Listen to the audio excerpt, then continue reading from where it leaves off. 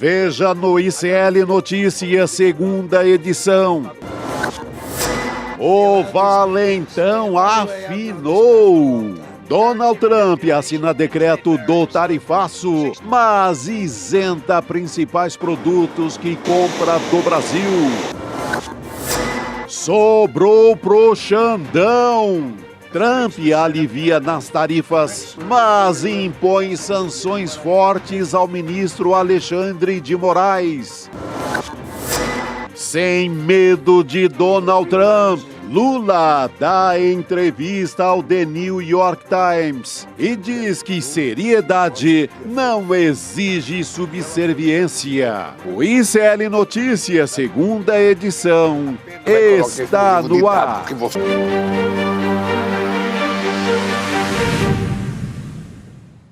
Olá, boa tarde. Seja muito bem-vindo, seja muito bem-vinda. O ICL Notícias segunda edição está no ar e nós estamos ao vivo nos canais do Instituto Conhecimento Liberta, Eduardo Moreira, também no canal da Voz Trabalhadora no YouTube. Boa tarde para você que nos ouve pelas ondas do rádio, na Web Rádio São João, no Ceará, e também no Rio Grande do Sul pela Rádio Cultural. Aqui já estamos a postos na nossa mesa redonda em São Paulo, Juliano Medeiros e Chico Sá, para falar sobre tarifaço, Lei Magnitsky e muito mais. Boa tarde para vocês, meninos. Que dia, né, gente? Que dia. Boa tarde. Mas o tarifaço anunciado não veio, né? Quase 700 exceções. Inclusive, meu cajueiro, que produz as castanhas de caju lá do Ceará, está fora da taxa de Vamos 50%. falar sobre isso. Não foi um castigo duro ao Alexandre de Moraes, não deixa de ser uma intromissão pesada no Brasil, no país, né? Coisa que não se vê desde 64, por parte dos mesmos Estados Unidos, mas o tarifaço miou fino ali.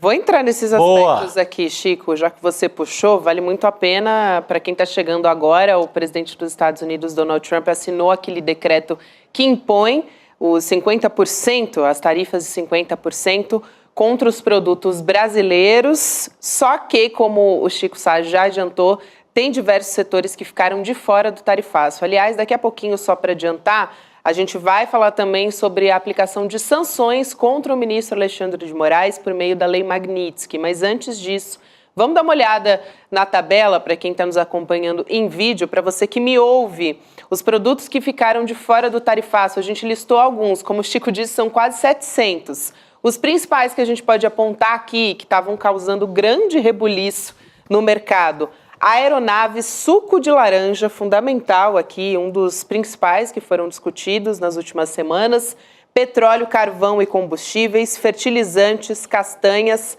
aço e ferro e subprodutos e minérios também estão na lista. Então a gente estava falando de terras raras, vinha sendo uma discussão muito importante aqui na nossa mesa redonda também, estão de fora do tarifaço, Juliano. Pois é, tem até alguns termos sendo taxados aí nas redes sociais, tarifinho, tarifake, né? Porque no fim das contas, o impacto que se prevê, claro que muitos cálculos vão ser feitos nas próximas horas, próximos dias, mas há uma expectativa de que o impacto sobre a economia brasileira seja menor do que o previsto. São muitos produtos, quase 700 produtos na lista de exceção. Fica dentro da taxação de 50%, ao menos 2 produtos que são importantes na balança comercial brasileira: carne e café.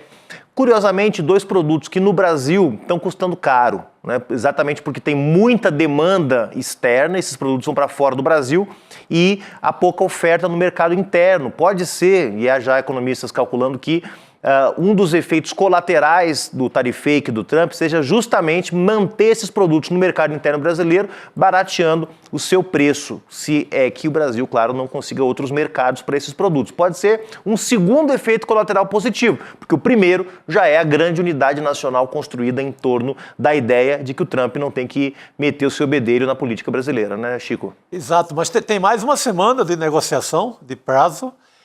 Eu até acredito que café, carne, acho que vai cair tudo. Porque qual foi a conta prática que a equipe do Trump fez? A gente precisa disso? Vai causar inflação aqui? A gente fabrica isso? Tem em fartura nos Estados Unidos?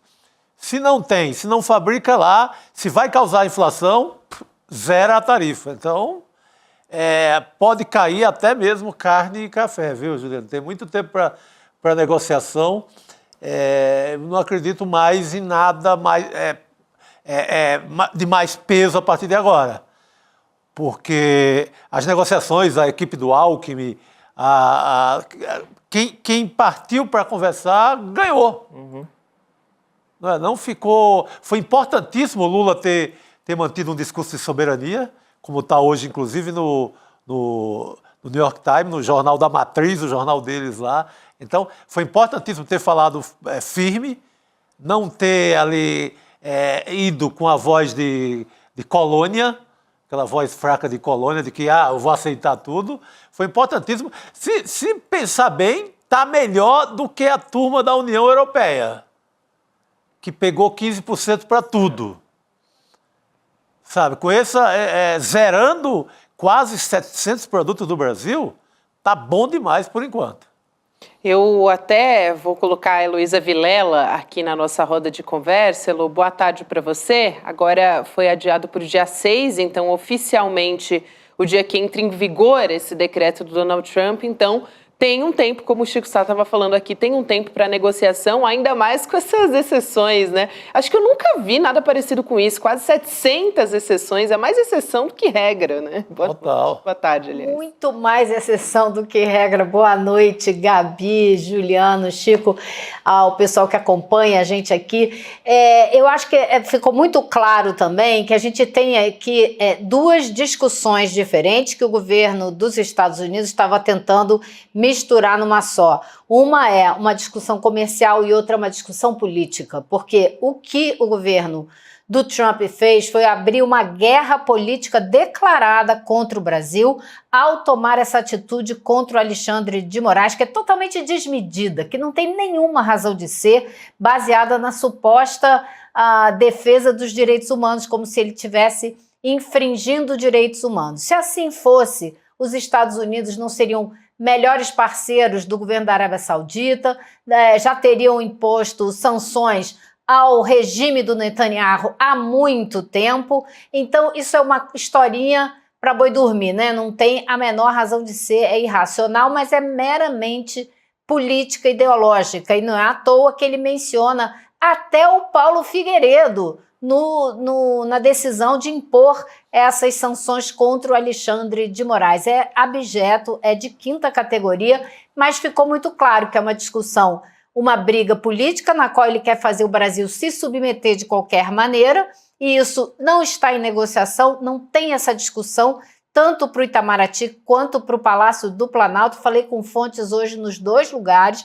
Isso não está em discussão, ponto final. O presidente Lula até saiu de uma reunião hoje, agora, coisa de meia hora, e foi para uma reunião de emergência que ele convocou dos seus ministros para discutir esse tarifaço.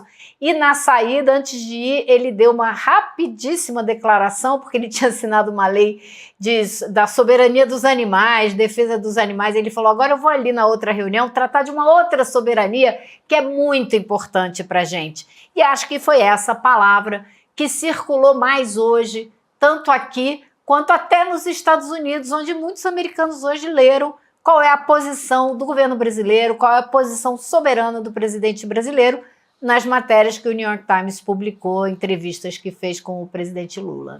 Aliás, Elo, muito bom você chamar a atenção. Também eu fiquei assim, achei esquisito ele citar o Paulo Figueiredo, mas me chamou mais atenção ainda que ele citou o Paulo Figueiredo, o Jair Bolsonaro e o Eduardo.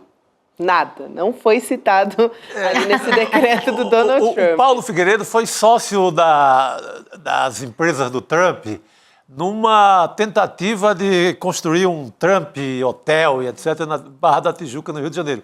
Foi um empreendimento falido.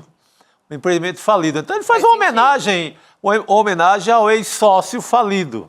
Ele fala um residente dos Estados Unidos. Quantos são, né? Pois é. Então foi só uma homenagem, um romantismo ali com o neto do ditador. Nada mais do que isso.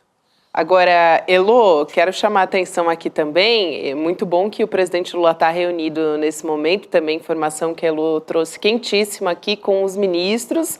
Uma reunião ali de emergência, né? para falar sobre o tarifaço do Trump.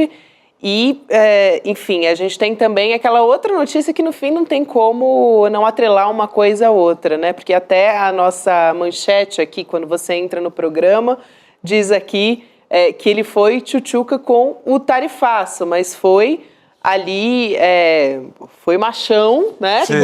Tigrão, exatamente, para usar o meme corretamente, foi tigrão na política. Ele foi tigrão com o ministro Alexandre de Moraes. Isso porque hoje a gente teve aquela decisão dos Estados Unidos de aplicar a lei Magnitsky contra o Alexandre de Moraes. Então, a gente explicando aqui um pouco, né, do que ela permite, é que os Estados Unidos imponham sanções econômicas a acusados de corrupção ou graves violações de direitos humanos. Essa é a manchete que está no nosso site agora.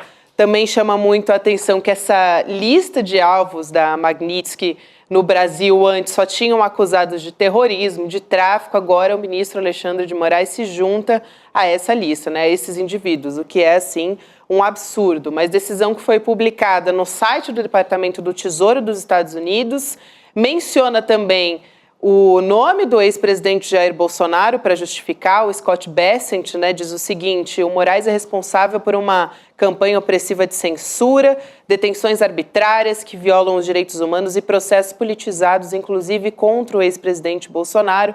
E aí depois ele usa ali numa outra moeda a defesa dos Estados Unidos, né? A ação de hoje deixa claro que o Tesouro continuará a responsabilizar aqueles que ameaçam os interesses dos Estados Unidos, a liberdade de nossos cidadãos. O que, na verdade, mostra uma politização, enfim, muito grande, uma ameaça já aos demais ministros. O próprio Paulo Figueiredo, falando nele, né, Elo, ele fez uma postagem dizendo, olha, se vocês seguirem o Alexandre de Moraes, continuarem seguindo, pode ser que vocês também sofram a mesma sanção. Então é bom vocês mudarem aí a posição. Não é uma chantagem, nada mais que isso. É uma chantagem, exatamente. Foi o que uma fonte do Itamaraty falou para mim. Bom, o pessoal que teve a tentativa de golpe agora está na tentativa do sequestro. Está tentando sequestrar um país inteiro para tirar uma pessoa da cadeia. E azar da economia, azar dos empregos, azar de tudo. Então, mas eu acho que hoje, posso estar enganada, mas eu acho que hoje houve uma cisão, uma separação dessa guerra política e da guerra comercial, até porque, como vocês estavam falando agora há pouco, a lista do que ficou de fora das taxas é gigantesca, ficou muito mais coisa do lado de fora do que taxada. Eu acho só curioso que, por exemplo, o suco de laranja que saiu da lista, onde é que ia afetar mais? No estado da Flórida, que os compradores de suco de laranja do Brasil lá na Flórida já estavam desesperados, já tinham até entrado com uma ação na justiça. E o Trump não quer perder os votos da Flórida, são 2 estados onde os republicanos têm maioria, são essenciais, é Flórida e Texas. E vem aí as eleições do meio de mandato, né? Então, isso tudo também está em jogo. Agora, chamar Alexandre de Moraes de tirano, de um juiz que usurpa poderes e que está promovendo uma perseguição, assim, é tanta coisa absurda colocar o Alexandre de Moraes na mesma lista de pessoas para as quais essa lei foi aplicada, contra a qual essa lei foi aplicada, como líder de gangue do Haiti. Tinha um líder messiânico das Filipinas que estuprava meninas de 11 anos de idade. Assim, eu fico quase sem palavras para descrever o absurdo do que o governo americano está fazendo, mas é um governo irracional, do qual não se pode esperar nenhuma atitude, ainda mais nessa área política e ideológica, né, nenhuma atitude racional. Na área comercial até pode, por conta dos interesses internos dos Estados Unidos. Agora, quem perdeu nessa brincadeira também, além dos produtores de café, né, que vão ser sobretaxados, o consumidor americano vai ter que dar um jeito para pagar, porque vai tomar café assim lá longe, naquele país, mas quem também sofreu foram os calçados. Café, não, nem sempre. Eu acho um nem café sempre. Assim, sou mais o nosso café. Depende, sou mais o nosso. Depende, vou discordar, tem muito café bom lá, muito café bom lá. Mas, calçados, gente, calçados, que é o coração do bolsonarismo aqui no Brasil, né, onde produz calçados. armas, a Taurus, né, que também não se livrou dessas sobretaxas. Então vamos ver como é que isso vai andar, porque tem mais uma semana. Hoje, lá em Washington, o ministro Mauro Vieira esteve com o secretário de Estado Marco Rubio. Daqui a pouquinho, daqui a 15 minutos, ele deve dar uma declaração lá na Embaixada do Brasil em Washington. Então você vê que os bolsonaristas ficaram falando que o Brasil não conversa, que o Brasil não negocia, que o presidente Lula tem que ligar para o Trump, né? Assim, é uma maneira, até a imprensa brasileira, gente, desculpa, tem que dizer, até a imprensa brasileira ficou fazendo esse tipo de pergunta. Mas o presidente Lula não devia ligar para o Trump, como se fosse assim, como se um chefe de Estado pegasse o telefone e ô Trump, vem cá, vamos conversar, então liga, toca, ninguém atende, sabe? Gente, são semanas ou dias de preparativos, de acertar a agenda, de ver que horário que funciona, se pode atender, se não pode atender. Vamos falar sério, vamos sair dessa coisa rasa de falar das relações diplomáticas como se fosse um oi meu chapa, liga aí, eu te mando um recado. Não é assim que a banda toca, e muito menos com um governo que tem a altivez, que se dá o respeito, que não será tratado como se fosse um moleque da esquina, sabe? Então, devagar com andor, né? Porque não é assim que a banda toca. Muito bem, Lu. Você falou da separação, ficou bem evidente mesmo o que é economia, o que pode causar inflação nos Estados Unidos, o que vai deixar nossos consumidores sem um determinado produto. Isso vamos resolver, 0 tarifa. E vamos castigar o Xandão no que a gente tem aqui de lei à mão. É o que tentaram. Aí vamos ver na prática o que o bolsonarismo ganhou em relação à prisão ou não de Jair Bolsonaro, já que o pedido era de anistia. Ganhou o equivalente a nada, porque talvez tenha perdido no sentido de que o Alexandre de Moraes é humaníssimo e vai ficar com mais ânimo nessa causa. Tudo que tiver para dormir não será dormido para apressar essa prisão. Não é? Então, ganho prático do bolsonarismo é 0. Criaram uma confusão medonha, fizeram muita gente que estava desunido há séculos se unir de novo em torno da causa brasileira, da economia do Brasil. Perderam muitos aliados, deixaram muitos aliados no caminho, como do agronegócio, por exemplo. E não diminuíram um dia na pena do Jair Messias Bolsonaro. Se a intenção era diminuir a pena, era anistia a intenção. Forçar uma votação de anistia, fazer com que a justiça brasileira esquecesse todo o processo e decretasse anistia. Não ganharam nesse terreno. O que eles têm agora é um Xandão mais animado para ir para cima e resolver resolver essa fatura do processo o mais rápido possível.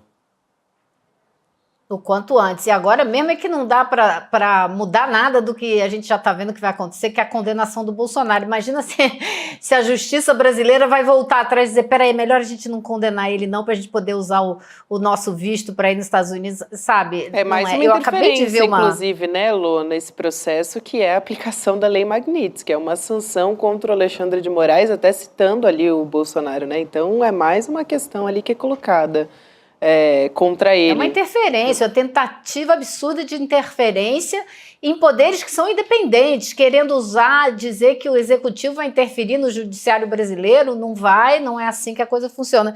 Eu li uma manchete de um artigo que acabou de sair da Maria Luísa Falcão, que é economista da Universidade Federal da Bahia, que me pareceu assim um resumo preciso do que a gente está vivendo.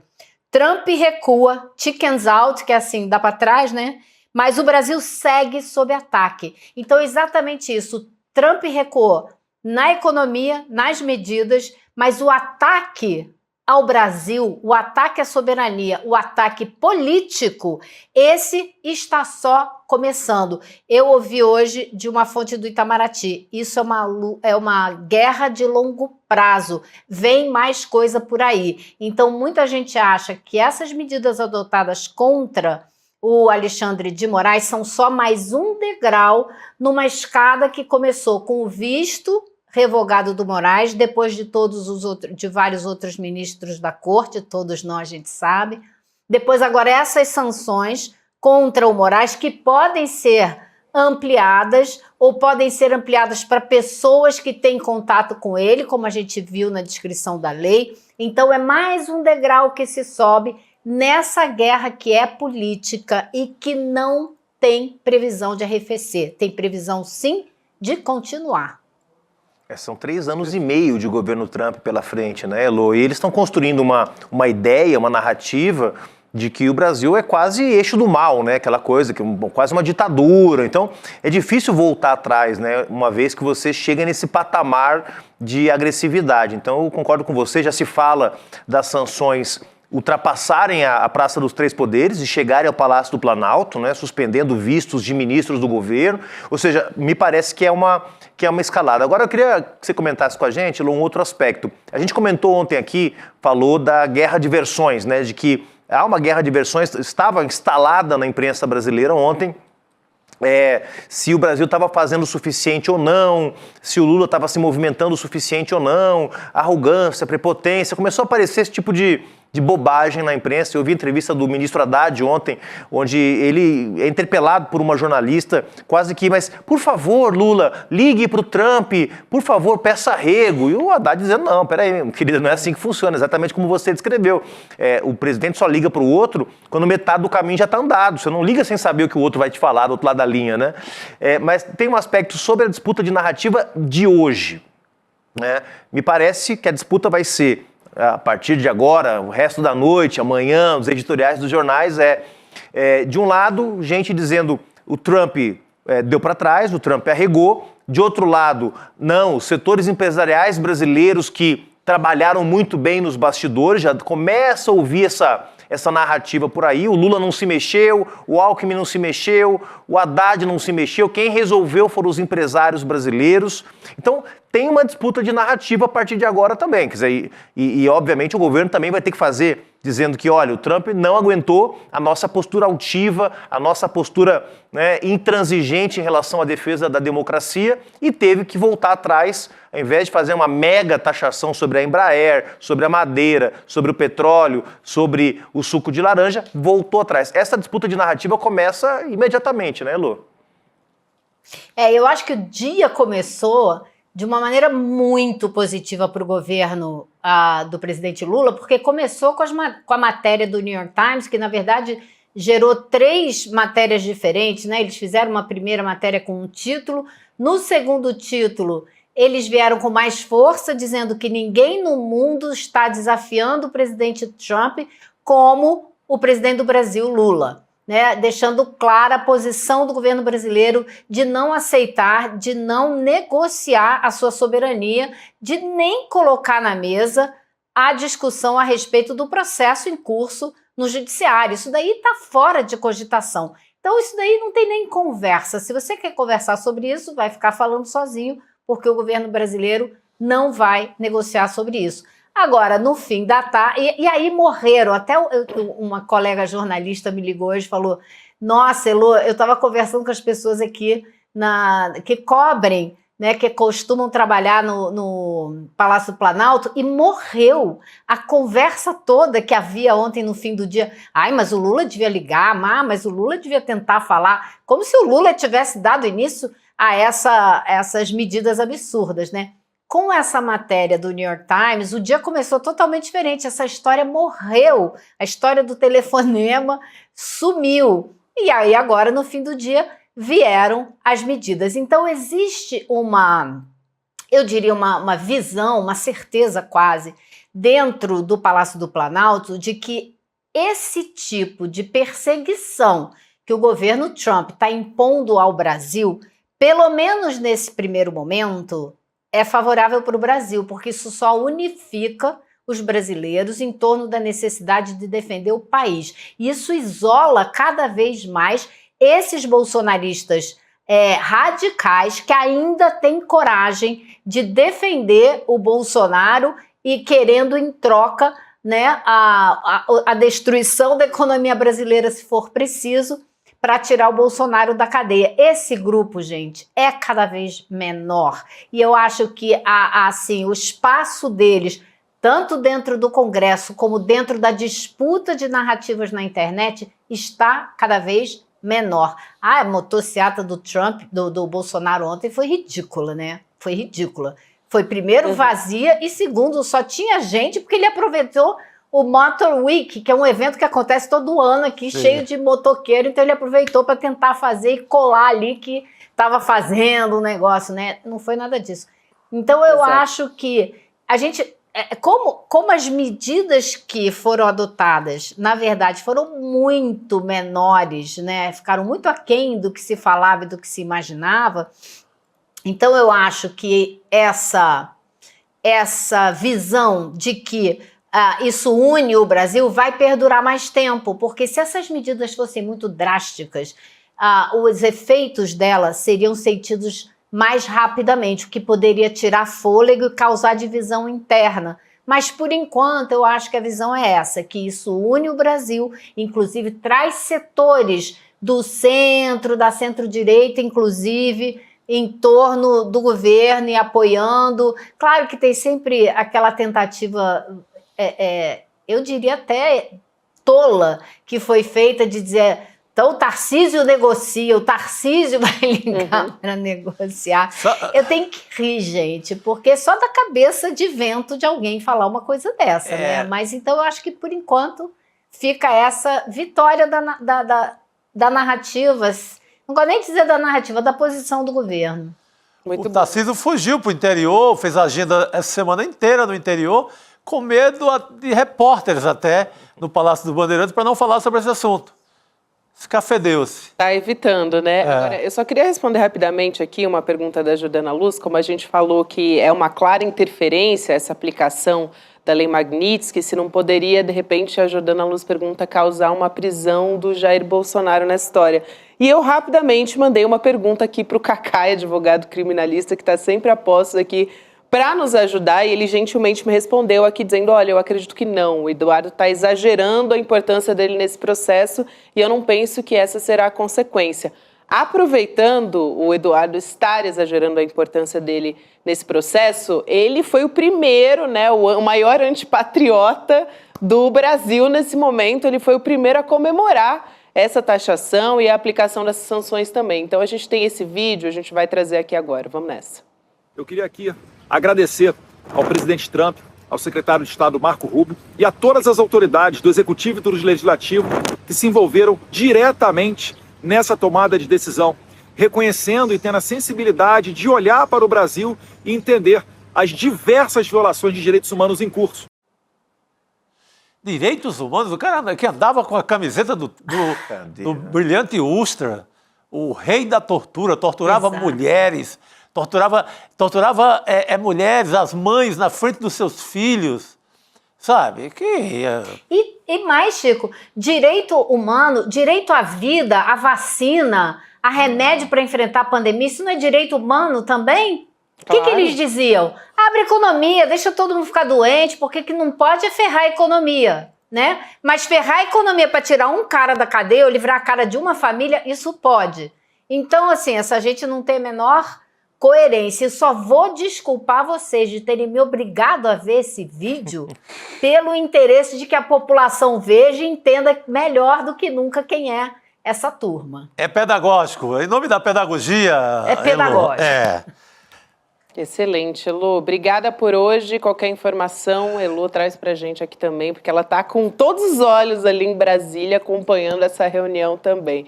Valeu, Elô. Obrigada, querida. Um beijo. Tchau, pessoal. Aliás, Elô trouxe essa informação sobre a reunião, né, que está acontecendo com o presidente Lula, junto com os ministros, a respeito disso. Tem também um pronunciamento do Mauro Vieira, que deve vir em breve, depois dessa reunião com o secretário de Estado dos Estados Unidos. E deve vir também amanhã uma resposta do ministro Alexandre de Moraes, viu? Já ele está... Em forma de algema ou em forma de comunicado? Uma resposta... O Corinthians joga hoje.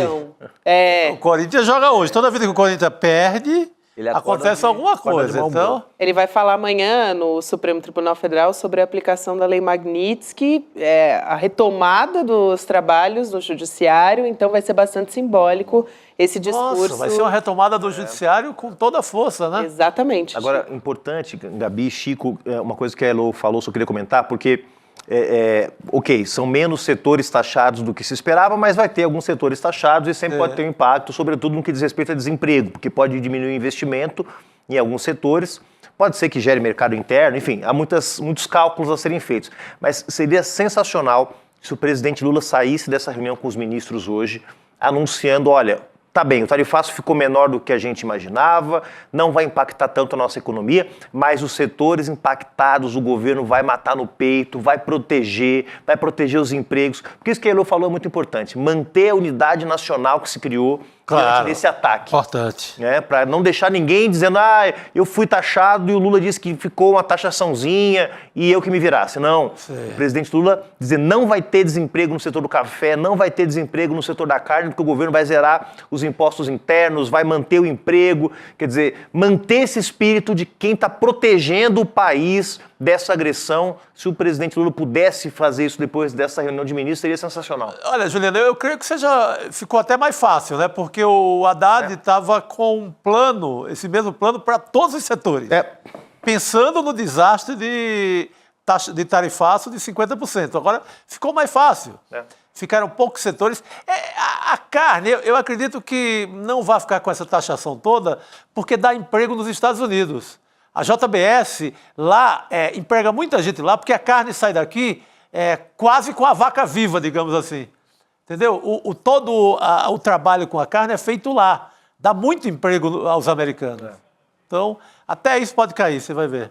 Só me corrigindo aqui, que eu falei que amanhã, dia 1º, é sexta-feira, dia 1º. Então, retomada dos trabalhos do Supremo, sexta-feira, dia 1º, mesmo dia que o ministro Alexandre de Moraes deve responder a essa retaliação dos Estados Unidos.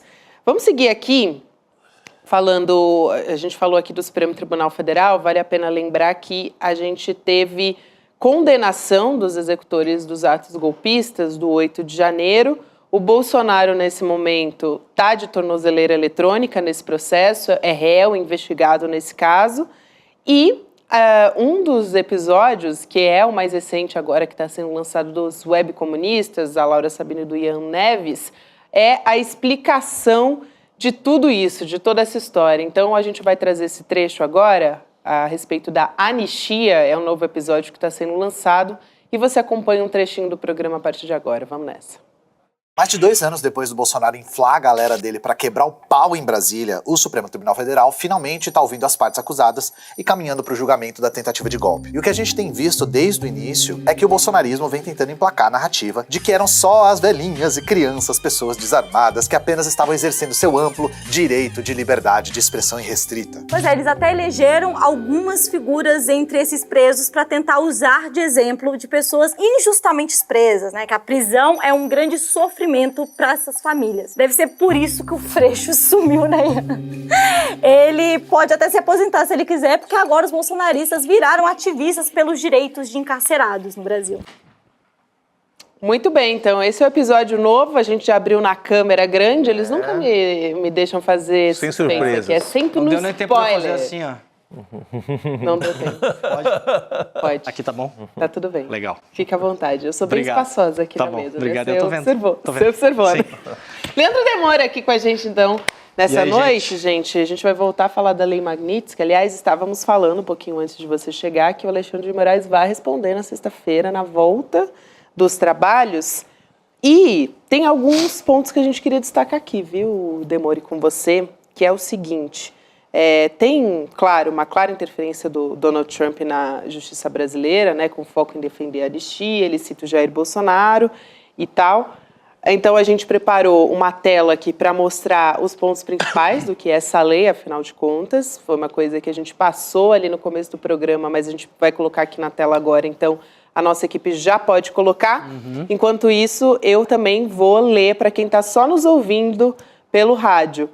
Vamos colocar o que é a Lei Magnitsky, agora temos aqui na tela, isso aí. Lei dos Estados Unidos que autoriza o governo a impor sanções contra estrangeiros, pessoa física ou empresa, critérios de punição, violação de direitos humanos ou corrupção, sanções previstas, bloqueio de bens, ativos nos Estados Unidos são congelados, proibição de entrada nos Estados Unidos, o que já, inclusive, uma outra sanção do governo dos Estados Unidos já previa contra não só Alexandre de Moraes, mas também outros ministros da primeira turma, revogação de vistos já emitidos. Então, aqui para a gente deixar um pouquinho mais claro, né, do que diz respeito à Lei Magnitsky, Demori.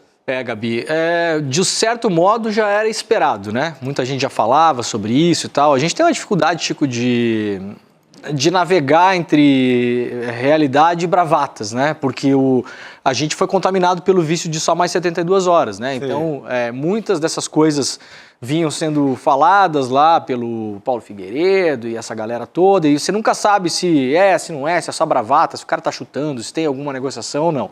Essa Lei Magnitsky é uma coisa que já se falava. Hoje à tarde, eu fiquei um pouco triste porque a minha apuração caiu, né? Porque o Trump resolveu antecipar as tarifas. Eu ia trazer tudo aqui. O que eu vou fazer agora? Ficar fazendo o que aqui? É uma loucura. Tinha a lista toda dos 700. Contando piada. Ele antecipou, mas adiou, né? Essa não. Publicou, mas a implementação é só um dia 6. Mas publicou antes. Isso. E aí, o que eu ouvi hoje, a hora que saiu a questão do Moraes, comecei a falar com algumas pessoas, e o sentimento geral no começo é de muita confusão. Estava todo mundo muito confuso, porque não sabe exatamente qual é o impacto disso. De certo modo, o Juliano é um cara que vive a política, né? É um impacto pessoal na vida do ministro, mas é um impacto de imagem para o país, porque você, em tese, claro que a gente tem que dar um desconto, que é o Trump, e muita gente faz esse desconto, falando, não, cara, um doido, um maluco, faz o que quer. Mas você coloca o país como tendo um ministro da Suprema Corte ao lado do El Chapo, do mafioso da Cosa Nostra, do cara da Al-Qaeda, né? Porque do cara da pedofilia lá da Indonésia, né? Por aí vai. É esse grupo que está ali nessa lista, né? Então, mas ao mesmo tempo, a lista de tarifas, ela deu uma amenizada na coisa. Quase 700 produtos ficaram de fora, né, Chico? São 4 mil produtos tarifáveis. Aí eu estava vindo para cá, Juliano, estava pensando com duas visões, assim. O que a gente conhece e o mundo como se a gente não conhecesse o que a gente conhece. O que eu quero dizer com isso?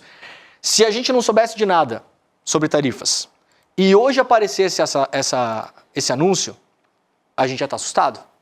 Porque vamos colocar na mesa, o Brasil ainda é o país taxado de 4 mil produtos menos 700, a gente tem mais ou menos aí 70% dos produtos tarifados com 50%.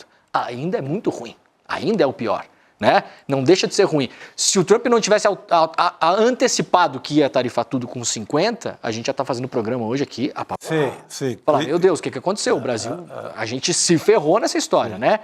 Por outro lado, é um recuo que os negociadores, tanto do MDIC, que eu conversei hoje à tarde, quanto do Itamaraty, um deles até eu tinha encaminhado a mensagem para a nossa produção, eles já tinham falado sobre isso, que o Trump possivelmente faria concessões, né? A palavra que eles usam lá, depois eu cato ela aqui, mas tem uma palavra nas negociações que se faz, né? Ele fará aqui, ó, é possível que faça modulações, né? Então foi o que a fonte me falou hoje, 2h54 da tarde, talvez faça algumas modulações. Quem é essa fonte? E aí... É minha mãe... não. E aí...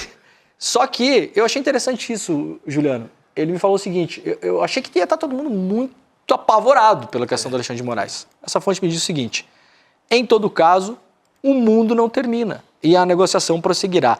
Nada impede que se chegue a novos arranjos e ajustes nas próximas semanas. Já estavam esperando, inclusive, que a tarifa não começasse sexta.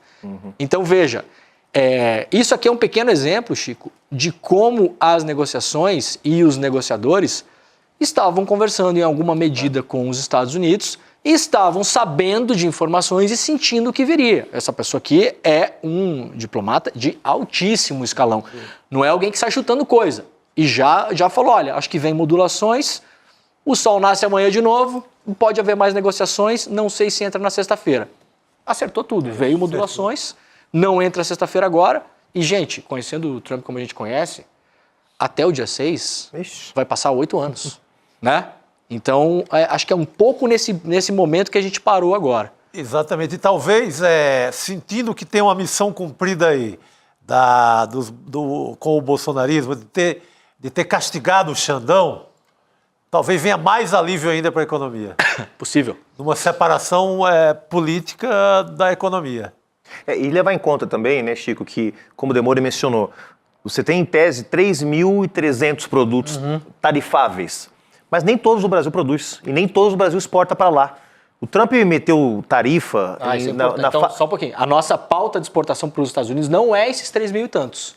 Não, 3.000 e tantos são todos os tarifáveis. Perfeito. Então, Claro. o que a gente exporta para lá é muito menos do que isso. É muito menos. Não, lembra que o Trump, Ótima por exemplo, informação. o Trump meteu tarifa para a fábrica de automóveis numa ilha que não fabricava automóveis. Perfeito. Colocou foi nesse tarifas, sentido. lembra que isso virou até meme, né? isso. Para produção de chips numa ilha que só tinha pinguim. Então, na verdade, eu acho que aquilo que podia realmente significar um impacto importante na economia brasileira foi aquilo que a imprensa deu. Porque, claro, são os setores que têm mais capacidade de fazer barulho. Claro. Suco de laranja, minério, petróleo, A Embraer. carne, Embraer. A Embraer está subindo horrores as ações agora. Não, o Brasil hoje vai fechar com o dólar em baixa e a bolsa em alta. Hoje. Quer Só dizer, a Embraer está puxando se o todos os mercado negócios do Brasil tá feliz, hoje. cara, é porque eles sabem que a perda vai ser menor do que imaginado. Eu falei até hoje à tarde, estava tentando achar alguém, uma fonte de economia, e aí liguei para o Edu Moreira e o Edu falou, olha, a parte da política aí, vocês estão apurando isso aí. Agora, a economia, vou te dar uma dica só. Se o dólar não enlouquecer, é porque o mercado está tranquilo. E quando o Edu falou, quando eu falo mercado, é assim, é a BlackRock, é o Horowitz, é os grandes fundos que movimentam trilhões pelo mundo. E essa gente já sabe antes da gente o que vai acontecer, como já vimos com as movimentações do dólar na semana passada. Isso. Ou seja, pode ter gente ganhando muito dinheiro com esse listão hoje. Claro, com certeza. Pega só a Embraer. O cara ficou milionário se ele comprou a ação da Embraer hoje. Nossa. Porque é a ação que mais valorizou no dia inteiro. Tinha que ter comprado ontem, Chico. Poxa vida. Está lá nas alturas, elevando o Ibovespa também para as alturas. Só quem comprou aí já ficou milionário. Tem a questão das Big Techs também, que eu acho interessante destacar nessa história do tarifaço, porque a gente observou algumas coisas ali nessa nota que foi bastante política, né, do Donald Trump. E ele cita o Jair Bolsonaro, cita o Paulo Figueiredo, não cita o Eduardo, mas dá para ver muito claramente que o incômodo principal do Trump, e quando ele fala do Alexandre de Moraes, é por conta das Big Techs, são as plataformas. Então, a gente destaca aqui um trecho, a gente vai colocar aqui na tela, não vou ler tudo, só um trechinho aqui, só para a gente ter uma ideia, mas são vários ali pontos que podem ser destacados. Dele dizendo o seguinte: recentemente, membros do governo brasileiro tomaram medidas sem precedentes. Ele até faz algumas confusões, governo brasileiro, Alexandre de Moraes, né, como se fosse tudo a mesma coisa, não é. Mas, enfim, diz o seguinte: coagir de forma tirânica e arbitrária empresas americanas a censurar discursos políticos, remover usuários da plataforma, olha só, entregar dados sensíveis de usuários americanos ou alterar suas políticas de moderação de conteúdo sob penas de multas extraordinárias, processos criminais, congelamentos de ativos ou exclusão completa do mercado brasileiro. Tem outros trechos também, que não dá para destacar todos aqui, mas que dá para perceber. O juiz de Moraes, em outro trecho, ele fala, emitiu unilateralmente centenas de ordens para censurar secretamente seus críticos políticos, ele falando das ações do Alexandre de Moraes a respeito das Big Techs. Todo o discurso do Elon Musk durante o Twitter Files. Exatamente. Palavra por palavra. Censurar secretamente são as ordens emitidas pelo TSE, que não são Quando você fala censurar secretamente, parece que você tem um tribunal escondido num porão que está imprimindo numa impressora HP dos anos 90, aquela matricial. Puxando o cabo de um provedor. Isso, e mandando por um esbirro, assim. Então, veja, é uma questão de léxico. A maneira como as palavras que você escolhe e a maneira como você coloca as palavras no texto. Esse texto, Gabi, enquanto você estava lendo, o léxico do Elon Musk durante o Twitter Files. Dá para ficar muito claro que é idêntico. Copiou e colou. Isso. E tem uma outra coisa que comprova isso também, que é uma apuração do Guilherme Baus da Globo News, que é a negociação do Geraldo Alckmin a respeito da regulamentação das plataformas. Então, tudo isso está sendo colocado na mesa, ele está se reunindo, o vice-presidente, com as plataformas do setor para tentar negociar a regulamentação. O que vai ser discutido exatamente, a gente ainda não sabe, mas ele está estudando até concessão de benefícios fiscais para esse setor. Então, isso é muito importante, no fim das contas, tem mão pesada do Vale do Silício nesse recado do Donald Trump que está sendo colocado nesse documento oficial. E a gente pensando, né, Juliano, na derrubada do PL 2630, onde esses senhores comprovadamente, uma apuração na época do Guilherme Amado, criaram dentro da associação que os reúne no Brasil cards sem assinatura, com notícias falsas, dizendo que se o PL fosse aprovado, as pessoas não iam mais poder fazer citações de trechos da Bíblia, que implicam em violência, não sei o quê. O Amado descobriu que foi criado dentro da associação comandada pelo Google, pela Meta e pelos Big Techs aqui no Brasil. Se o Brasil chegar num ponto de negociar esse tipo de coisa, ou seja, não fazer uma regulação mais apertada, como fizeram a Austrália, Reino Unido, Canadá, União Europeia, e ainda conceder, porque falava-se até ontem, taxar essa gente, ainda conceder benefícios fiscais, é muito possível que o Trump chegue em um dos seus grandes objetivos, que é negociar para essa galera, né? Isso. Um setor que gera pouco emprego no Brasil. Isso. Um setor que não deixa suas riquezas aqui, joga tudo para fora do país, tudo para as matrizes. Quer dizer, não cria infraestrutura.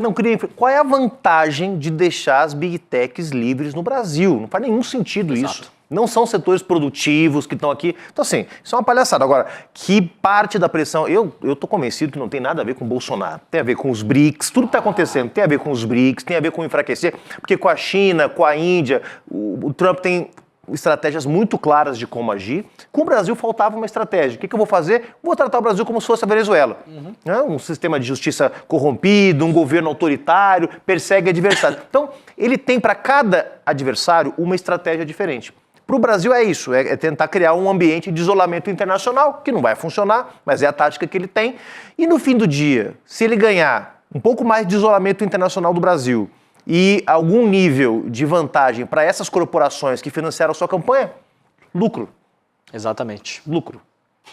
Eu acho que isso fica muito claro, eu já tinha sinalizado, na verdade, outras vezes, mesmo citando Jair Bolsonaro, me parece que é algo ali como uma justificativa política para querer embarcar nesse discurso, que é um discurso que a extrema-direita também está tentando unificar. Claro. Né? A própria Carla Zambelli está fazendo isso, que é um discurso de perseguição política para conseguir anistia, asilo político, por aí vai. Né? Gabi, você pensa o seguinte, ó, teve o acordo da União Europeia. Péssimo para a União Europeia. Se você for olhar, eu fiz o exercício de olhar os jornais, os maiores jornais de todos os países no dia seguinte. E tá todo mundo pedindo a cabeça da Ursula von der Leyen, para começar. Todo mundo condenou. Todo mundo. E você nota, se você pegar, por exemplo, o caso da Itália, você vai ter o líder do Partito Democrático, o Movimento 5 Stelle e o Matteo Salvini da Lega Nord. Então você pega assim de esquerda, centro-esquerda, centro, todo mundo falando a mesma coisa, defendendo os interesses nacionais. Por que é que o Trump escolheu essa estratégia no Brasil? Porque só aqui tem uma parcela da política que comanda uma parcela da população brasileira de traidores, vagabundos, mercenários, cretinos, criminosos, que o Trump olhou e falou, oba!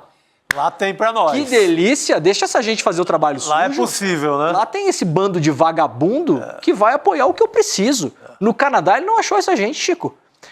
Lá na Dinamarca, na Noruega, em relação à Groenlândia, ele não achou esse tipo de vagabundo.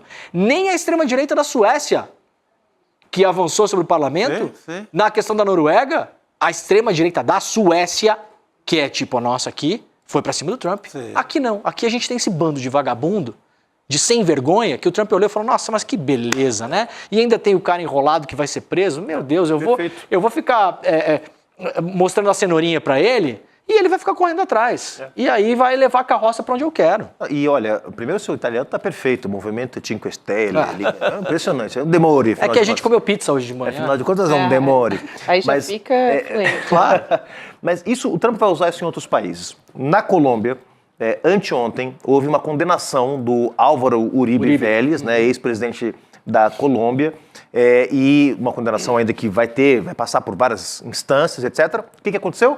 Marco Rubio, Trump, o secretário de Defesa, todo mundo no Trudo, no X, no Twitter, no diabo que for, falando disso, dizendo, o Marco Rubio é um absurdo, mais uma pessoa que dedicou anos ao seu país. Cara, podiam estar falando do Bolsonaro, dedicou anos ao seu país, uma pessoa séria, uma pessoa íntegra, sendo condenada por um sistema de justiça que não é independente.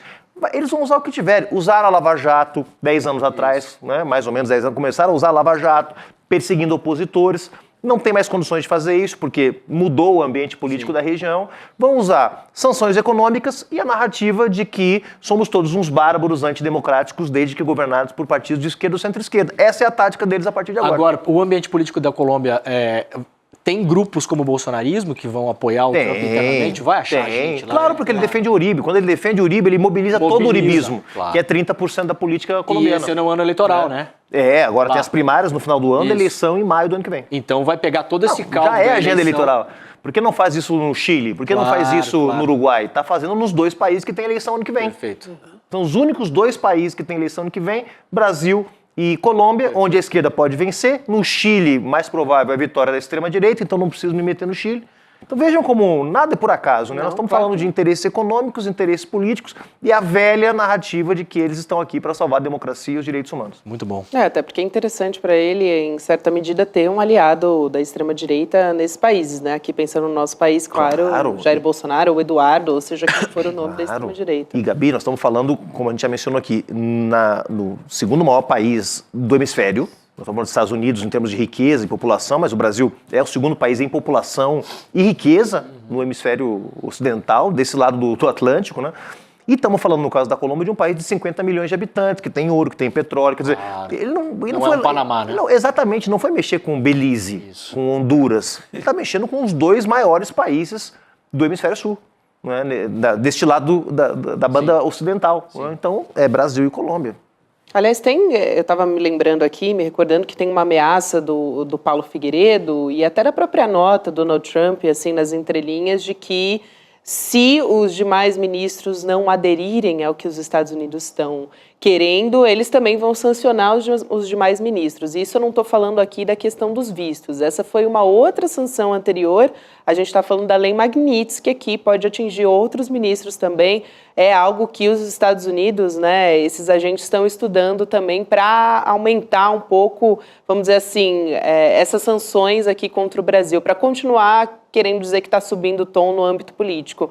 Mas a gente pode ter um termômetro, se a gente pegar, por exemplo, o posicionamento do Flávio Dino, né, em apoio ao ministro Alexandre de Moraes. Claro, a gente tem do próprio governo, a Gleisi Hoffmann foi para as redes defender também, mas o Flávio Dino foi o ministro do STF que se posicionou publicamente a respeito disso, né?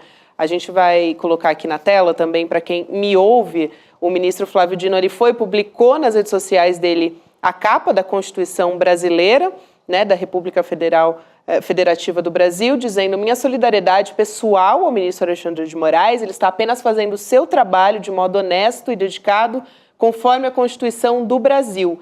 E as suas decisões são julgadas e confirmadas pelo colegiado competente, plenário ou primeira turma do Supremo Tribunal Federal, no caso, por exemplo, do julgamento do 8 de janeiro. É importante ele referendar isso aqui. E aí ele traz uma passagem da Bíblia também, né? Isaías 32.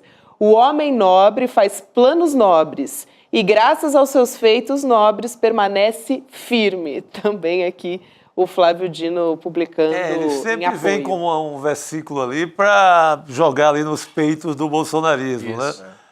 Neutralizar um pouco É uma espécie de ironia, sempre tem uma ironia fina do Flávio Dino. Agora, o Demori, que é um jornalista muito bem informado, aliás, está na lista dos 100 jornalistas mais lembrados pelo público. Viu? Mais amados, não é? Mais lembrados, adorados, desejados. O pessoal não tem, o pessoal não tem nada mais para fazer, né? É você que tem muitas fontes. Se fala de que isso pode escalar. Né? Quer dizer, para além do Supremo, estava brincando aqui antes, para atravessar a Praça dos Três Poderes e chegar ao Palácio. Né? E possivelmente vai. E eu ia te perguntar, você acha que isso tá precificado na estratégia do Trump de chegar no Palácio, nos ministros próximos, de criar uma narrativa, pelo menos na extrema-direita, de que isso aqui é Venezuela? Na semana passada, terça-feira, eu fui convidado por um podcast, o Inteligência Limitada, para entrevistar o Eduardo Bolsonaro e o Paulo Figueiredo. Entrevista de 3 horas e meia, super cansativa mentalmente, inclusive, de falar com essas pessoas, porque não são dadas ao diálogo, né? Não dá para comprar tudo que essa gente fala, mas o Figueiredo falou que já existe uma lista pronta, e essa lista não se restringe só ao Supremo.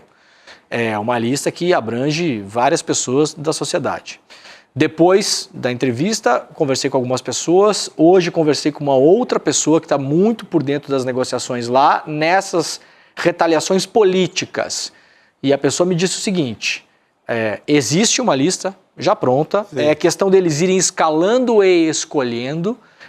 Essa fonte até me disse, Juliano, vai ser cada vez mais difícil alguém se atirar na frente do ônibus do Xandão, porque o objetivo é esse, é constranger. E o objetivo final é não só Supremo, me falaram de alguns nomes, por exemplo, Lindbergh, Gleisi, seriam alvos preferenciais se fosse atravessar a praça, ministros do governo Lula, Gleisi seria uma delas, Lindbergh seria outro, ministros parlamentares do governo Lula e sociedade civil, inclusive informação que a gente conseguiu obter hoje à tarde, para que todo mundo também fique ligado no que está acontecendo. Sim. Imprensa independente, progressista do Brasil, toda está sendo monitorada.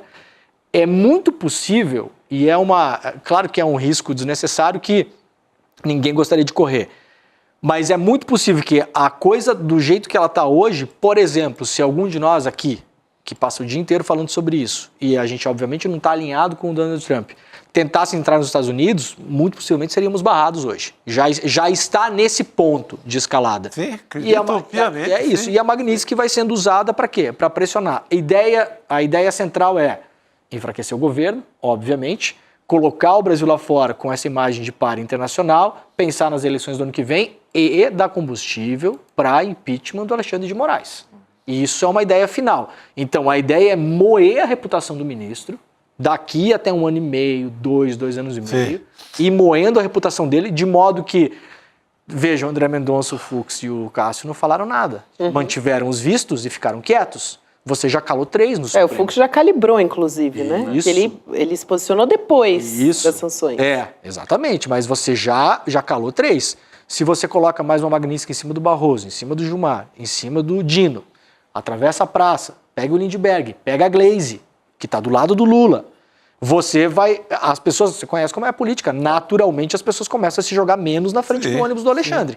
Né? Então o objetivo final é esse, essa lista é impossível que ela não exista, digamos assim. Claro. Né? Os caras já estão planificando A, B, C, D até o Z. Bate muito com o que o historiador, o professor James Green, esteve aqui com a gente. Ele falou, a partir de agora, até a eleição, no mínimo, está instalado esse clima. Falando em CIA, a questão política é essa. Acostumem-se com a presença do governo dos Estados Unidos com uma intervenção braba até as eleições, no mínimo. Isso. Na parte política, acho que chegou para valer. Não sai mais. Isso é lista, é proibição, vão tentar intervir de todas as maneiras. Eu acho que até o período eleitoral. E o resto é negociação. Pode importar coco, não pode? Vai taxar quanto? Hoje o Trump voltou a ameaçar a Rússia com 100%. A Índia, 25%. Se ela não acabar, a guerra até dia 8 de agosto. Isso. Então, isso vai ser também, é uma rotina, será uma rotina. E, aliás, Chico, muito bem lembrado o tema da Rússia, porque é uma outra ameaça sobre o Brasil. Sim. Que o Brasil vende. A Viana falou sobre isso, senador. Né? A gente tem essa fala, a gente pode colocar aqui na tela, vou pedir para a nossa produção pescar aqui do nosso roteiro, justamente porque aquela comissão de senadores brasileiros que foi até os Estados Unidos tentando também entrar nessa negociação, alerta o senador Carlos Viana a respeito disso. Ele diz o seguinte, há outra crise pior que pode nos atingir em 90 dias. Olha só, Juliano, o que você está falando. Tanto republicanos quanto democratas foram firmes em dizer que eles irão aprovar uma lei que vai criar sanções automáticas para todos os países que negociam com a Rússia. E não será um decreto do presidente da República como tarifaço. Então é exatamente isso que você estava... Mas tem que pagar para ver, porque aí nós estamos falando de Arábia Saudita, que negocia com a Rússia. Nós não estamos falando só do Brasil, não. Estamos falando tirando os países europeus, China, tirando os países europeus, pessoal, tá todo mundo negociando com a Rússia. Quem não está negociando com a Rússia é o Canadá, Estados Unidos e a Europa Ocidental. Mas compram de países que compram da Rússia. Claro. Todo mundo estão comprando do Uzbequistão, do Tadjiquistão. Vende para uma Shell Company e depois compra e leva para lá. Exatamente. Então, na verdade, isso, quer dizer, é um cúmulo do absurdo. Nós estamos falando aqui de uma espécie de bloqueio, assim como foi feito o bloqueio a Cuba nos anos 60, nós estamos falando de um bloqueio à Rússia. E aos BRICS por consequência. As tarifas de 25% que o Trump anunciou hoje em cima da Índia, o motivo central é que a Índia compra Russian Oil. Então a Rússia, ela se torna o pária dos BRICS e aí vai começar a ser usada. Você é amigo do cara, então aqui você não entra. Assim como você a China aqui, né? Claro, mas o objetivo é atingir os BRICS, atingir a China. Isso. Se você enfraquece todo mundo e fala, por exemplo, o Brasil tinha avaliado uma lista, a gente não sabe a resposta do Brasil em relação ao tarifaço ainda. O Brasil avaliou uma lista de possíveis contra-ataques ou retaliações. E nessa lista pode estar, por exemplo, quebra de patentes. O Brasil hoje, se não tiver lembram do IFA? Durante ingrediente farmacêutico ativo, né? Que usar para fazer a vacina da Covid, não sei o quê. O Brasil hoje não tem condição de produzir um antibiótico sem IFA importado. A nossa indústria de medicamentos no Brasil é muito fraca, tecnologicamente muito subdesenvolvida.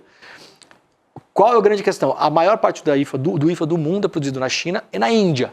Os Estados Unidos são muito dependentes do IFA da Índia. Então, ali eles têm que pisar um pouco diferente. Mas veja que a tarifa foi de 25 já. Vou te dizer outra coisa. O Brasil hoje, Chico, estava com o João Paulo Rodrigues do MST mais cedo. O Brasil não tem hoje nenhuma semente de milho sem patente internacional. Isso. Todo milho produzido no Brasil, Monsanto, ele brota uma vez, ele é geneticamente modificado para brotar uma vez e no ano seguinte o agricultor tem que ir lá na Singenta, na Bunge, na Cargill comprar milho de novo. Se o Brasil quebra essa patente, isso significa um salto em relação à nossa soberania alimentar extraordinário. Exato. Então tem algumas dessas medidas... Para o SUS também, viu? Medicamento para o SUS. Bilhões que se gastam. Beleza, uma guerra comercial com os Estados Unidos, é óbvio que nós somos o elo fraco dessa guerra. Obviamente, o Brasil, né, por ser um país que exporta commodity, importa tecnologia, vai ser muito afetado. Mas se abrem aí também algumas oportunidades para mudar a relação do comércio com os Estados Unidos e, quem sabe, de fato, ter outras alternativas nas trocas internacionais. Seria sensacional, né? Muito bem, a gente vai voltar a falar sobre isso daqui a pouquinho. Aliás, o professor economista, ex-vice-presidente do Banco Mundial, o Otaviano Canuto, está vindo aqui para conversar com a gente, tirar várias dúvidas. Então, nosso chat que estava mandando algumas perguntas aqui, podem mandar também. Aliás, que parabéns pela entrevista que vocês fizeram ontem com o Aras. Foi muito esclarecedora, né? Demais. Eu fiquei mandando para a Gabi, pergunta isso, pergunta aquilo. Porque eram as dúvidas que eu tinha, né? E ele tinha resposta para tudo. Tudo. Impressionante. O cara tinha tido cliente na mesma situação, né? A gente não treta. sabia. O cara acabou de fazer defender tese de doutorado nessa questão. Isso. Então, demos sorte. Então, você perguntou como é que falava tornozeleira eletrônica italiano. Sabia tudo. Era o ponto do macarrão. Cara, o cara sabia tudo. Tudo. Então, esperem essa próxima entrevista, que se não for no mesmo nível, depois a gente vai conversar. Aliás, vou aproveitar a sua presença aqui, porque essa semana, além da boa entrevista que a gente fez, a gente chegou aos 5 mil cadeiras, vamos dizer assim, do ICL Eterno. Isso. Né? Graças a isso, aliás, hoje de manhã estreamos a nossa parceria com a Telesur. Direto com uma de Gaza, né? Em Gaza, lá dentro. Era um cenário de uma pessoa com um aparelho tecnológico e ao lado parecia a Europa do século XIV. Um negócio chegava a enrolar o cérebro você ver aquilo. Então, graças ao Eterno, a gente já conseguiu colocar a coisa em marcha. E que diferença, né? De quem cobre Gaza de Londres ou de Roma, né? Muito, opa. Vamos falar Pelo de Gaza, amor de Deus. No escritório de Londres. No escritório, lá no ar-condicionado de Londres, falando de Gaza. Pô, isso, não dá, né? Exatamente. Gente, aqui no Brasil, sinceramente, acho que só vi isso aqui no CL, tá? Ninguém tem correspondente dentro de Gaza na imprensa brasileira. Absolutamente ninguém. Isso é uma informação. Não tem. O ICL, na parceria com a Telesur, aliás, um abraço para o Nath, todo o pessoal da Telesur, muito tranquilos eles, muito animados com a parceria, ficaram super felizes que a gente começou a veicular hoje, e a repórter lá dentro mostrando que Israel mentiu que a comida estava entrando, ela está dentro de Gaza e falou, não se vê um saco de farinha, só no dia de hoje 24 pessoas morrendo de fome. Então, muito importante isso, Excelente. o ICL Eterno nos propiciou, viu? Muito bom, Demori. Quer dizer, horrível, mas que bom que a gente tem uma repórter lá para poder trazer as informações para a gente do dia a dia do que está acontecendo em Gaza. Aliás, não só lá, em breve a gente vai ter outras estreias por aqui todo. também. Amanhã teremos repórter no tsunami da Rússia. Olha só. Então, mais uma informação aqui amanhã que o Demori está adiantando pra gente, viu, gente? Eu não sabia disso, não. A gente está arrancando Península aqui na unha. Pô, eu não sou Kamchatka. Península de Kamchatka. Kamchatka. Que produção. Isso está perfeito. Mas para comemorar isso, a gente também tem uma aula amanhã. Temos uma aula com o professor Castro Rocha. E Gessé. E com o Gessé também. A gente vai colocar aqui na tela para chamar os inimigos do povo. É o nome da aula. Exato.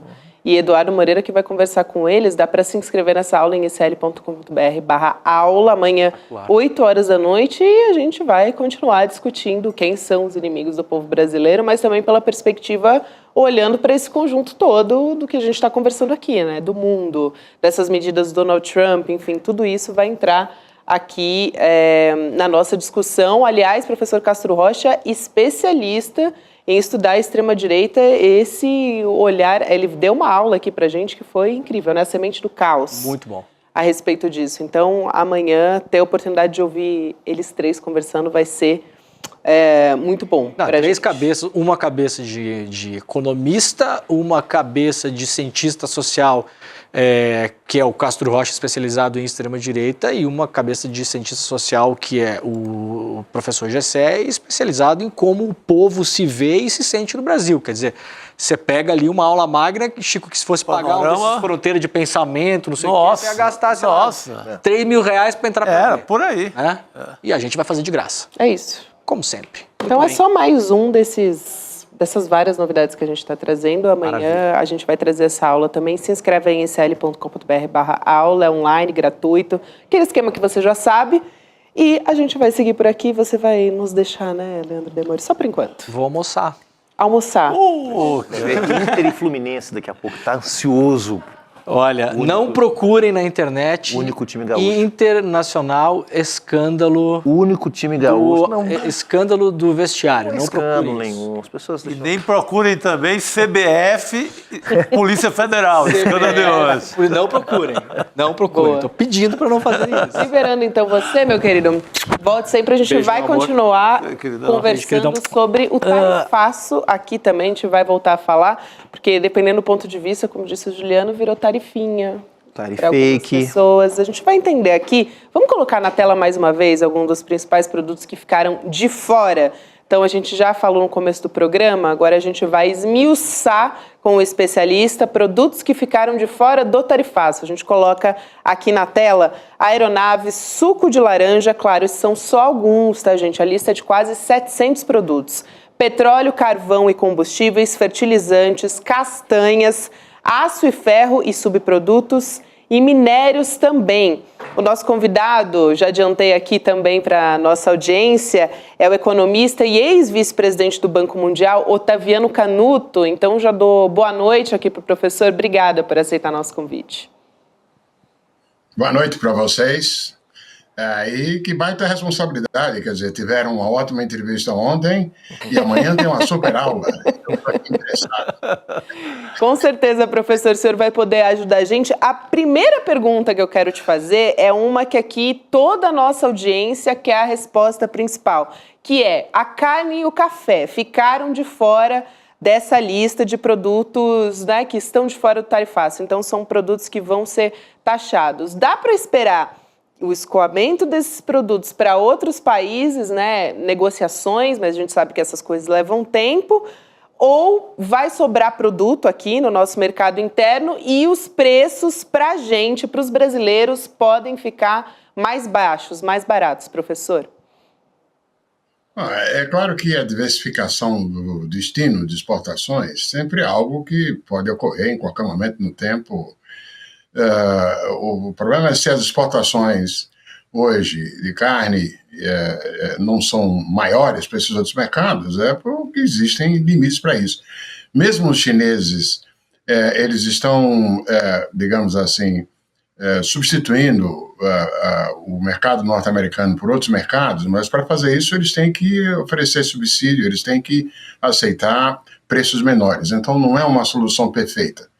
Eu estaria um pouco pessimista quanto a esses dois casos aí, porque tem um padrão claríssimo na lista dos isentos, né? E eu, mais ou menos aqui fazendo um cálculo, olhando aqui o Excel, bem por cima, essas isenções elas vão corresponder mais ou menos a algo em torno de 45% do valor das exportações atuais do Brasil, o que é uma proporção considerável, né?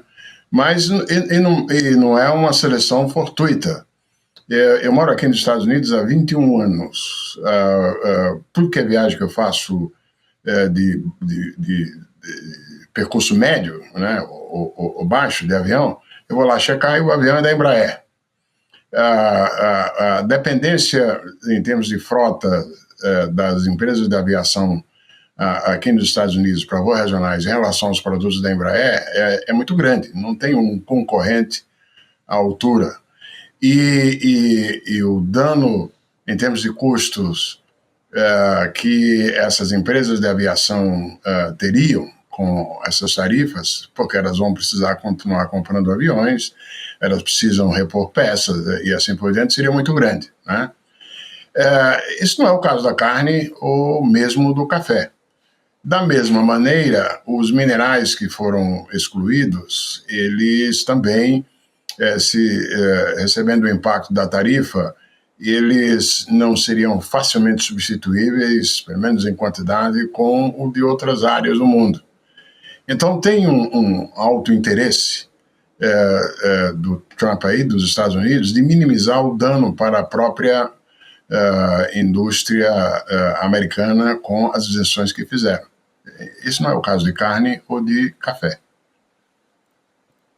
Exato. Aliás, tem uma informação do professor de Relações Internacionais, o Gustavo Podio, que o William De Luca contou para a gente ali na redação, enquanto a gente estava debatendo a pauta, de que 2 safras já estão vendidas, porque o café tem alta demanda no mercado internacional. Então, a gente não deve sentir, né, e aliás, a gente não deve ver um movimento nesse sentido a respeito do café, porque só no ano que vem é que, de fato, o preço a gente pode sentir a variação desse preço, né? Porque, afinal, isso já caminhou, como explicou o professor. Só que também para o professor poder comentar. Não, perfeito. Tem um detalhe também importante levar em conta, que é o seguinte. Com os 50%, indo lá na folhinha de Excel e fazendo uma simulaçãozinha meio superficial, mas mesmo assim um número, se estimava que o efeito total de uma tarifa de 50% sobre tudo levaria a uma queda em termos de PIB brasileiro, algo próximo de 1,8% do PIB, né? Com essas isenções, quer dizer, esse impacto negativo deve cair pela metade. Haverá um impacto negativo sobre o PIB brasileiro através das menores exportações, mas não tão pronunciado quanto que seria se não tivessem as isenções. Você tem também, né, professor Otaviano, o governo do Brasil está reunido agora para anunciar medidas de compensação para essas empresas que não poderão exportar com tarifa zero a partir de agora. Ou seja, seria uma forma de segurar empregos, principalmente segurar empregos, o que talvez recomponha um pouco essa perda do PIB, não é? Sim, até porque, digamos, é uma analogia feita com o que foi feito na época da Covid, né? Sim, perfeito. Tem que ver como é que isso vai ser arrumado fiscalmente, tá certo?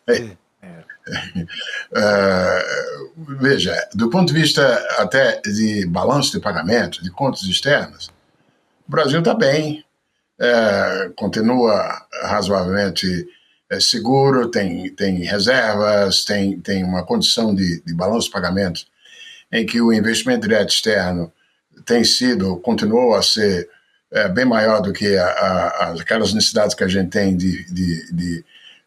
da conta corrente, né, do déficit em conta corrente, não é?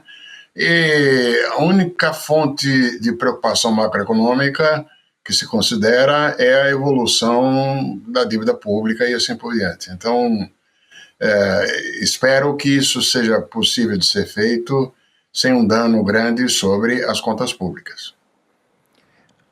Boa noite, professor Canuto. Antes de deixar um abraço aqui para a nossa audiência de Belém do Pará, que está acompanhando aqui, mandando mensagem e acompanhando atentamente aqui a entrevista do professor. Eu ia comentar justamente, pedir que o senhor também nos falasse sobre o impacto fiscal, porque nós vivemos já há uns 6 meses no Brasil uma verdadeira histeria fiscal em torno da ideia de que há um descontrole das contas públicas. Toda a tensão entre o governo e Câmara dos Deputados nesse primeiro semestre do ano girou em torno desse tema, né?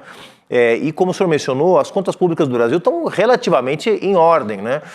Embora houvesse a promessa de déficit zero, que me pareceu um pouco exagerado desde o início, mas o Brasil está com boas reservas, o Brasil está com uma inflação controlada, né? Tem acompanhado com atenção o crescimento da relação dívida-PIB.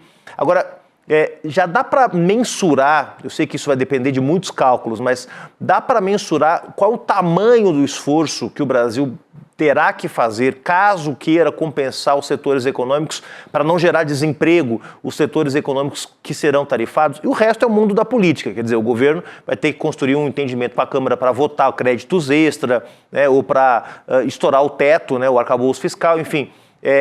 Dá para mensurar, professor, o tamanho que isso pode ter nos itens que vão ser taxados caso o governo queira manter todos os empregos?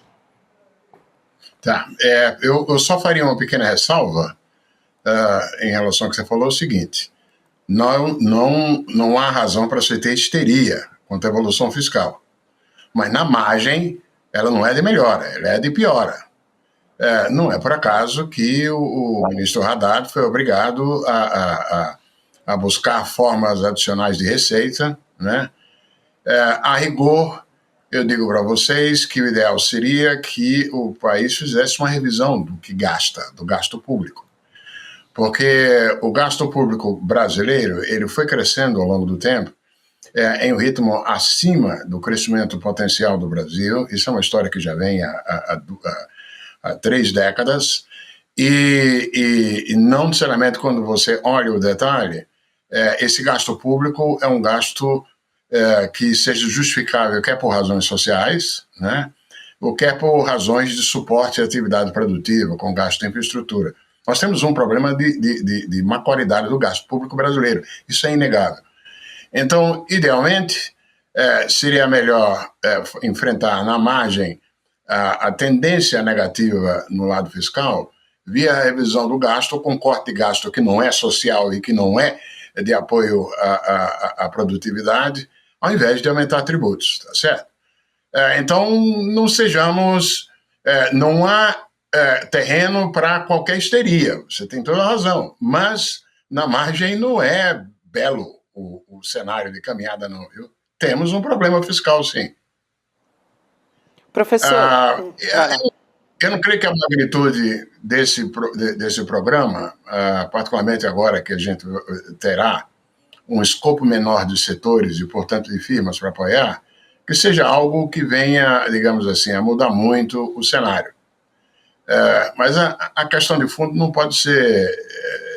nós precisamos olhar no que é que a gente tem gastado, porque, repito, nem tudo que está lá, boa parte dele, não é justificável nem por razões sociais e nem por razões de apoio à produtividade. É muito gasto ruim. Muito, com certeza. Você tem os super salários, por exemplo, que é um tema que o Haddad tem batido. O Haddad tem batido na necessidade do corte nos super salários, professor, mas encontra uma resistência muito forte no Congresso, por exemplo. Mesmo no caso das desonerações fiscais, né? Nem todas elas funcionam. No meu último ano no Banco Mundial, antes de aposentar, eu fui vice-presidente no banco, fui também diretor executivo, estive no Fundo Monetário. O Banco Mundial, na época, fez, 2017, 2018, um estudo sobre a despesa pública brasileira, para tentar propor áreas em que esse gasto poderia ser rebaixado, poderia ser contido, sem trazer riscos sociais e sem grandes danos. E foram 3 áreas que foram propostas pelo Banco Mundial. Uma delas, a nossa previdência, particularmente para a parcela da sociedade que recebe benefícios da previdência muito acima daquilo que seria um padrão equivalente, não só das contribuições das próprias pessoas, mas também em relação a outras partes do mundo. Eu me lembro que em 2017, antes da reforma, o Brasil estava gastando como proporção do PIB com aposentadorias a mesma proporção do PIB que países como o Japão e a Suécia. Com a diferença de que o Japão e a Suécia têm população acima de 65 anos, que é o dobro da nossa. Então, tem uma... Pois bem, Previdência foi feita uma reforma, essa reforma já foi um pouco desfeita. Uma outra área puxada pelo Banco Mundial foi justamente os supersalários. Em várias funções, muito acima daquilo que seria equivalente no setor privado. E a outra área proposta pelo Banco Mundial de revisão foi a tributária. E a tributária, nós, pelo menos, fizemos uma reforma, tá certo? Mas essa reforma vai ser implementada muito lentamente, muito gradualmente, e correndo os riscos das jabuticabas da vida aí. A gente tem que rever muitas isenções tributárias, isenções fiscais que nós damos. E na época lá minha no banco, a estimativa era algo em torno de 4,5% do PIB. E eu já vi estimativas recentes que a coisa anda pela casa dos 6%. E essas isenções tributárias não dão um retorno em termos de produtividade que justifiquem. Então, eu acho que esse caminho aí, essa senda, é a que tem que ser perseguida. Professor, eu acabei de consultar um dado aqui, porque estão saindo várias atualizações, né? Mas sobre a isenção de tarifas do Trump, né? De quanto abrange das exportações brasileiras. Então, acabou de sair essa informação, esse cálculo, na verdade, por parte da Câmara Americana de Comércio para o Brasil. Esses itens protegidos dessa nova tarifa do Trump estão representando quase 18,5 bilhões de dólares em exportações do Brasil para os Estados Unidos em 2024, né? É um valor que corresponde a quase 45%, 43,4% do total dos 42 bilhões exportados, né, do Brasil para os Estados Unidos, quase metade. Então, isso também eu queria... A minha conta aqui no Excel estava correta. A minha continha aqui no Excel estava razoável. Bem... Muito bom. Exato, professor. Esse equilíbrio aqui, né, dos efeitos do tarifaço. A gente temia ontem. Quase metade, então, portanto, que atenua, né? Mas um cenário, como o professor está dizendo, em relação a ontem, fomos dormir com o apocalipse debaixo do travesseiro. E foi um alívio já, né? Você tem na conta aí, no Excel, você já tem um tremendo alívio para o que se anunciava, né, professor? Foi assim que o Trump fez com o Reino Unido.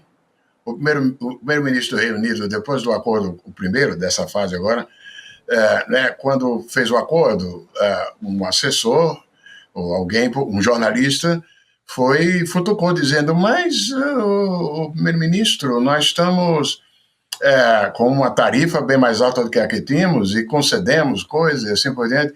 E o primeiro-ministro inglês respondeu, nós estamos melhores do que ontem.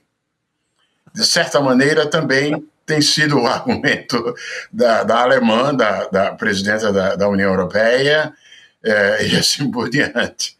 Isso tem sido... Uma vez eu vi o Trump, na época do primeiro mandato dele, comparar guerra comercial com luta de boxe. Aí ele disse, não, luta de boxe, os dois lados levam pancada. Agora ganha aquele lado que aguenta mais pancadas e que aplicar pancada mais forte no outro. E é mais ou menos essa lógica que ele vem perseguindo nessas negociações. Triste, vai ter implicações no médio prazo para os próprios Estados Unidos, mas a rigor, o fato é de que no curto prazo a dor disso não vai ser sentido ainda tanto pelo americano comum. A gente vai ter, mesmo com as tarifas na média dos Estados Unidos chegando a 17%, 18%, que tende a ser mais ou menos para onde tende a ir, o nível de preços aqui nos Estados Unidos deve subir algo em torno de 2%, mas não inflação, um aumento de 2%, e que vai pegar principalmente o pessoal de baixo da pirâmide de renda. Mas agora tem os outros lados da economia americana que continuam bem. O diabo da tecnologia, isso compensam parcialmente o efeito danoso das tarifas sobre a própria economia americana. O número do PIB de hoje foi bem ilustrativo disso. Eu recebi aqui, Gabi, professor Chico, uma informação de que de alguém que tem relação com o setor, de que já há setores da nossa exportação cafeeira que tem 5 anos de produção negociada já. Ou seja, já tem para a China, Estados Unidos e outros destinos, os próximos 5 anos já estão comercializados a preço fixo, né? Então, justamente por conta dessa alta demanda internacional que a gente conversava. Exato. Importante. Eu queria trazer uma outra questão, que é a seguinte, né? A gente teve o anúncio, a publicação desse decreto oficial por parte da Casa Branca, mas a medida foi adiada, a implementação seria no dia 1º, agora ficou para o dia 6, portanto, para a semana que vem. Agora, tem uma questão aí que deve ser colocada, professor, se o Brasil avaliar retalhar os Estados Unidos, porque é bem expressa, que a gente até separou esse trecho do decreto, a gente vai colocar aqui na tela para ler, para quem só nos escuta, também você que me assiste pode acompanhar aqui pela nossa tela, que diz o seguinte, esse trecho do decreto do Donald Trump: caso o governo do Brasil tome medidas de retaliação contra os Estados Unidos em resposta a essa ação, modificarei esta ordem para garantir a eficácia das medidas aqui ordenadas. Por exemplo, se o governo do Brasil retalhar, aumentando as tarifas sobre as exportações dos Estados Unidos, aumentarei a alíquota ad valorem estabelecida nessa ordem em um valor correspondente. Portanto, esse decreto pode ser derrubado a depender da resposta do Brasil. Mas levando em consideração o histórico de negociação do nosso Itamaraty e também do estilo de governo Lula, não dá para esperar que seja uma resposta agressiva, né, professora? Ainda mais levando em consideração que a gente recebeu algo muito menor do que a gente estava prospectando do ponto de vista da economia, né? Isso tem que ser levado em conta porque, veja, tem também uma diferença importante, é que o que a gente importa dos Estados Unidos tem peso importante para a indústria brasileira. Vocês conversaram alguns exemplos aí. Então, o dano doméstico de tornar mais caras essas importações dos Estados Unidos, que não são substituíveis facilmente por de outros países, tem uma pancada doméstica também. Então, é preciso levar em conta isso para além dos riscos de escalamento. A gente viu escalamento no caso dos Estados Unidos e China, tá certo? Com a diferença de que a China já tinha usado como arma no primeiro Trump e usou de novo agora, toda vez que tem conversa de acirramento de guerra entre Estados Unidos e China, os chineses vão lá e põem lá as terras raras e os minerais críticos, tá certo? Dos quais toda a indústria digital depende, né? E é um ponto fraco de vulnerabilidade que Estados Unidos e Europa têm, porque eles não cuidaram disso. E hoje, enquanto a China concentrou o beneficiamento de recursos minerais críticos no mundo, tem segmentos onde os chineses beneficiam 90% da produção, 80%, e essas coisas são fundamentais para tudo que é produto digital, indo inclusive da defesa ao seu cell phone, aí, ao seu telefone. Então, essa arma os chineses acenam, e não acho fortuito justamente que o Trump, agora mais recentemente, resolveu aliviar as restrições às exportações dos semicondutores avançados, da NVIDIA, em troca de sinais chineses, né? Nós não temos isso. Então, evidentemente que os motivos que estiveram subjacentes ao atirar esses produtos da punição tarifária agora é porque eles gostam, eles precisam, mas não ao ponto de terras raras e minerais raros. Então tem que pensar 2 vezes no dano auto-infligido por botar tarifas. Vocês antes discutiram um caminho que talvez fosse um dos poucos digamos assim, que o Brasil poderia ter caso quisesse dar uma retaliação, que é mexer nos direitos de propriedade, né? Não necessariamente pelas razões que vocês apontaram, porque é o seguinte, tudo bem, você mexe com direito de propriedade, então você pode usar, como fizeram por um bom tempo os chineses sem pagar, mas isso só é solução para problemas no futuro se você construir as capacidades alternativas locais, né? O que não seria o caso no futuro imediato. E nem adianta também imaginar que o Brasil vai ser uma economia autossuficiente, que não precisa utilizar tecnologia de fora. Os chineses chegaram onde chegaram e vêm chegando, todos os países do Sul, todos os casos de êxito, e nós no passado. Não foi negando e recusando a tecnologia do exterior, foi combinando a tecnologia tornada disponível pela população com o esforço de criação de capacidades domésticas. Nessa criação de capacidades domésticas, nós somos bons em algumas áreas, a Embraer é uma exceção, na agricultura é uma outra exceção, no petróleo nós fizemos bem porque a Petrobras criou capacidades tecnológicas próprias de pesquisa e muito bem, mas no resto nós temos... Bom, VEG é uma boa exceção também, mas no resto...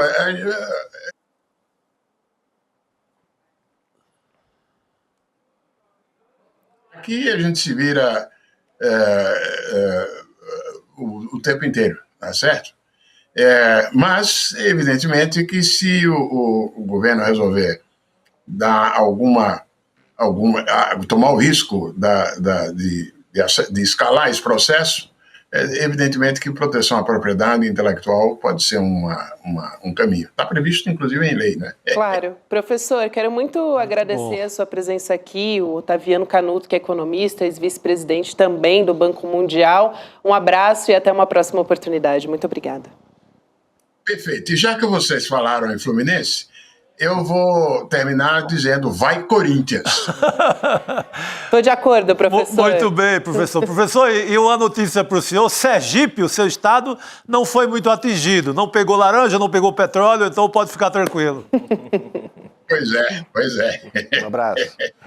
Bom, a gente vai agora ficar com provocação histórica na sequência. Professor Lindener Pareto, vem aí, você acompanha a partir de agora. A gente tem a arte para colocar aqui na tela, pessoal, mas é arquiteto e urbanista Fernando Atic, que você acompanha a partir de agora, História das Cidades e Crônicas das Calçadas. Vamos nessa, então. Boa noite, Juliano, Chico Sá. Amanhã Opa, boa noite. Até amanhã.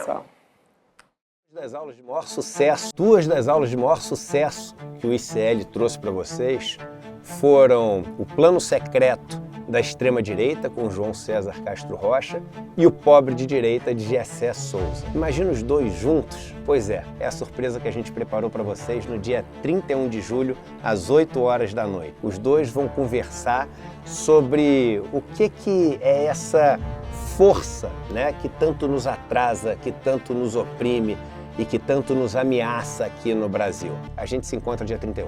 Você sabe qual é a diferença entre informação e conhecimento? Uma informação é um fato dado sobre algo ou alguém. O conhecimento é a capacidade de interpretar e analisar criticamente uma informação.